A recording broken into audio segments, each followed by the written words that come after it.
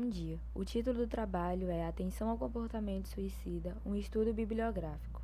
As autoras são Gabriela Oliveira Lira Rodrigues, Francisca Daniele Nogueira Albuquerque, Claudiana Pinheiro da Silva, Ana Virgínia Maria da Silva, Fabiane Araújo de Souza, Tainara Andrade Almeida, da Universidade Federal do Delta do Parnaíba, UFDPAR.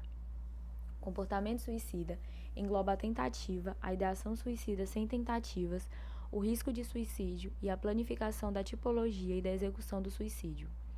A tentativa de suicídio é o comportamento autolesivo em que a tendência de morrer pode estar implícita ou explícita, mas nem toda violência autoprovocada pode significar uma tentativa de suicídio, mas todas necessitam de cuidado em saúde mental. Para a Associação Brasileira de Psiquiatria, o suicídio pode ser definido como um ato deliberado executado pelo próprio indivíduo cuja intenção seja a morte, de forma consciente e intencional, mesmo que ambivalente, usando um meio que ele acredita ser letal. O suicídio deve ser considerado como a consequência de diversos fatores acumulados ao longo da história de vida do sujeito, e não causado por um fator único e pontual, mas como resultado final de uma sequência de acontecimentos. De acordo com a OMS, o suicídio é responsável por uma morte a cada 40 segundos no mundo, com mais de 800 mil mortes anuais. Afirma ainda que o mesmo é a principal causa de morte entre jovens com idade entre 15 e 29 anos. Esses altos índices de suicídio estão sendo vistos como uma grave crise de saúde pública. Dessa forma, é preciso criar mecanismos para amenizar esse grave problema. Entretanto, o comportamento suicida ainda é tido como um assunto tabu, tornando mais difícil compreender como se dá a idealização e a elaboração de planos da própria morte, escolhendo os meios para isto, até que se concretize de fato o ato de tirar a própria vida, que é tida social e moralmente como o bem mais precioso. Fatores de risco são entendidos como possuintes de características variáveis, como, por exemplo, a influência genética, constituintes da história pessoal e familiar da pessoa, fatores culturais e socioeconômicos, acontecimentos estressantes. Entre estes, é preciso levar em consideração também o traço da personalidade. Para trabalhar com mais precisão e segurança na prevenção, é necessário ter clareza sobre os fatores desencadeantes de risco e das características que são próprias do ato. As doenças mentais precisam de constante atenção, pois os fatores como desordens de humor, depressão ou transtornos psicóticos como esquizofrenia são consideradas como os fatores de risco, o que demanda atenção extra. Ainda assim, há muitas características que podem ser confundidas com o comportamento suicida ou com os fatores de risco que estão ligados a outros comportamentos autodestrutivos, porém que não possuem como determinante a vontade ou intenção de pôr fim à própria vida. Entretanto, 90% dos casos de suicídios advieram de algum transtorno mental, que muitas vezes não foram diagnosticados nem tratados. Por isso, que a identificação e tratamento precoce de determinados transtornos mentais, assim como pacientes que possuem doenças crônicas e ou terminais, são considerados métodos importantes para a prevenção de acometimentos de suicídio. No manejo da crise suicida, a segurança do paciente toma precedência sobre a confidencialidade. O profissional que acompanha o indivíduo deve comunicar um familiar ou uma pessoa que faz parte da rede de proteção do paciente, não apenas no caso de adolescentes. Se o paciente não concordar com essa proposta, ainda assim temos que nos comunicar prontamente com um familiar ou amigo seu e falar sobre o risco de suicídio. O profissional tem de estar bem preparado com treinamento adequado para abordar estes pacientes. Caso contrário, corre o risco de dificultar a avaliação e o manejo, afetando a contribuição da pessoa que vive um momento em que se encontra enfraquecida, criando um ambiente de desconfiança. 1. Identificação de risco. 2. Proteção do paciente. E 3. Remoção ou tratamento de fatores de risco.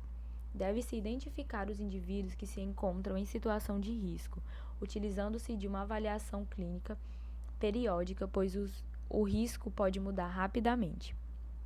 A avaliação clínica consiste em uma entrevista clínica que, em casos de tentativa de suicídio, possui 2 objetivos: o semiológico, que é a coleta de várias informações, inclusive de terceiros, e o de apoio emocional, e estabelecimento de vínculo.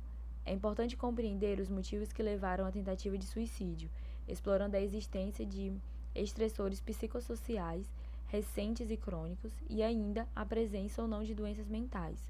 A busca por detalhes quanto aos incômodos trazidos pelo paciente e a respeito da intencionalidade suicida é imprescindível, pois quando mais determinado, maior o grau de risco de suicídio. O principal objetivo do manejo de uma situação de crise suicida deve à segurança e à estabilidade do paciente.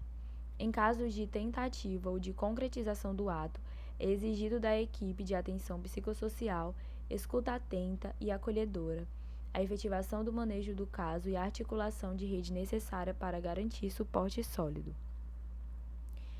Em 1990, a OMS apresentou o suicídio como um fator de saúde pública e estimulou a criação de um Plano Nacional de Prevenção ao Suicídio.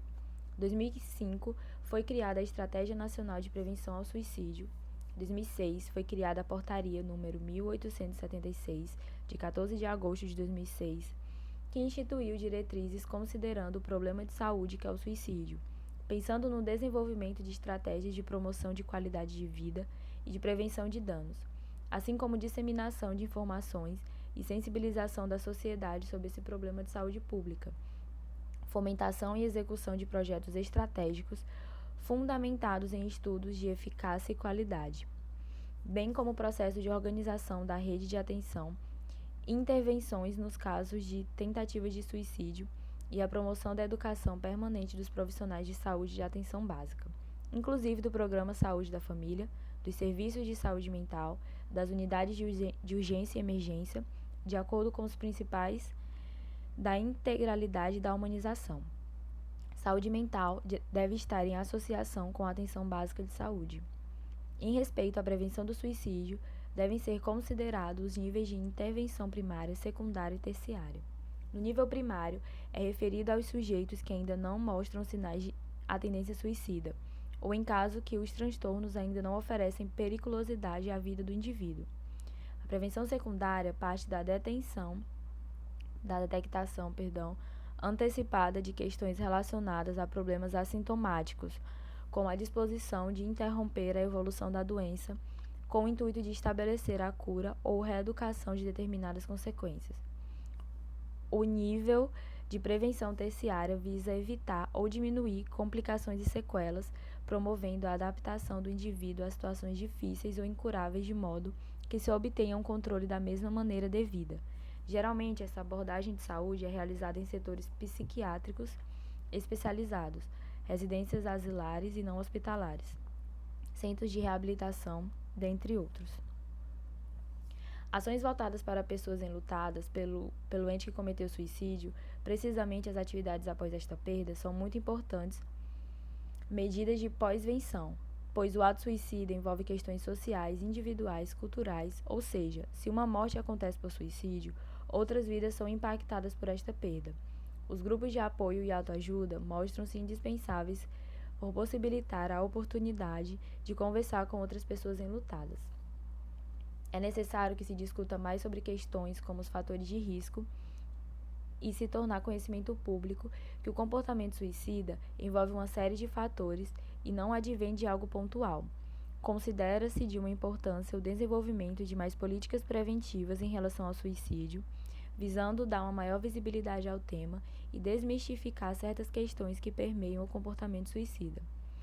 A importância de uma pós-venção bem articulada, pois é um trabalho que atua diretamente no cuidado aos enlutados do suicídio, prestando suporte e apoio, podendo ser vista até, quando bem-sucedida, como uma eficaz tática de prevenção a futuros casos de suicídio.